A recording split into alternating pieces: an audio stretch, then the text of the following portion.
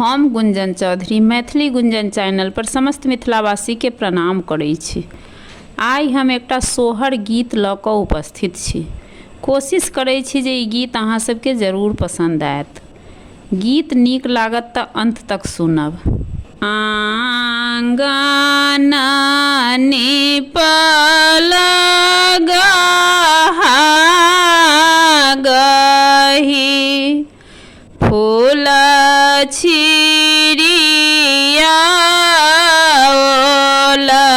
रे ललना रे ताही चढ़ी भैयानी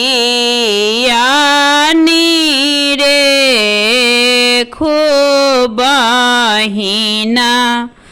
चली आबथी रे।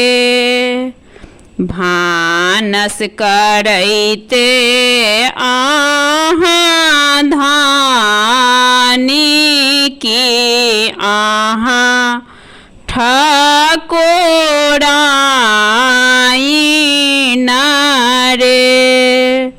धानी है अबै छथिन बाबू के दुलरैतिन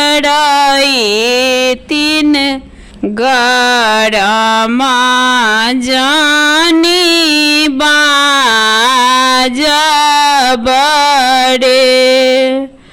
आबथु नाना दो गोसाउनी मारब चढ़ी बैसथु रे।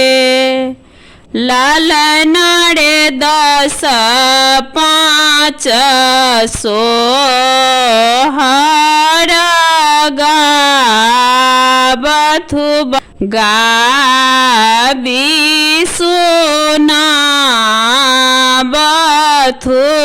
रे।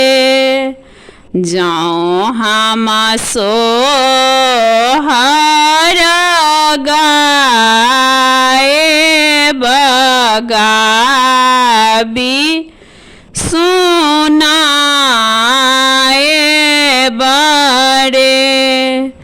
ललना रे हमारो के किए देब दान हलसी घर जाए बड़े।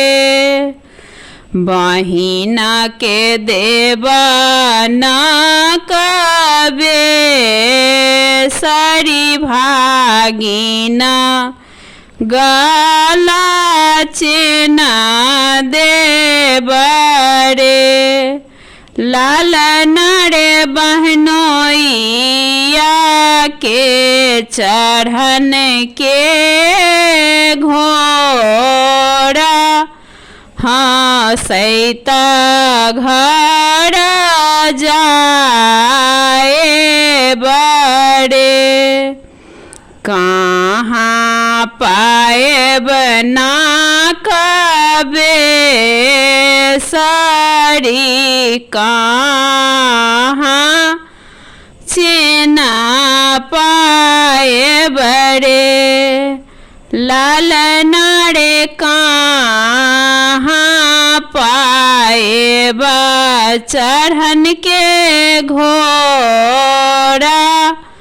कौन इत घर जाए बड़े। नाना दो बाहर भेली कनैते भागिना घर हँसैते रे।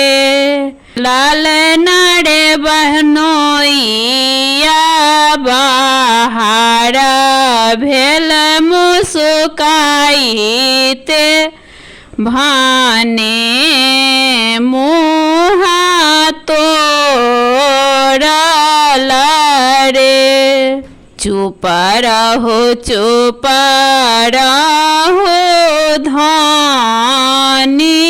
की आहूँ मोरा धानी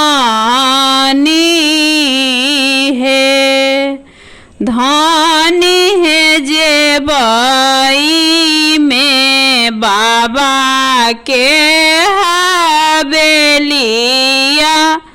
नक बेसरी गढ़ा देबा है।